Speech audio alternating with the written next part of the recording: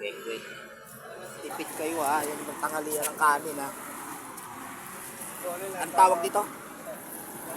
Siomay, kaya di nawawala pagkapogi ko eh. Siomay. Pampagwapo.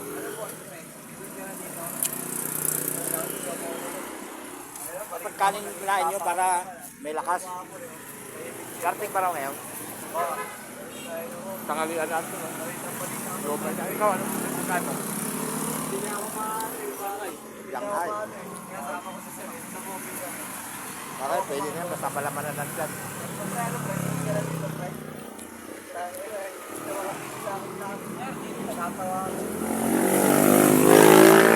Wala yung pamakain dito kung dito lang. Hindi na to. Palaman na lang yung tiyan.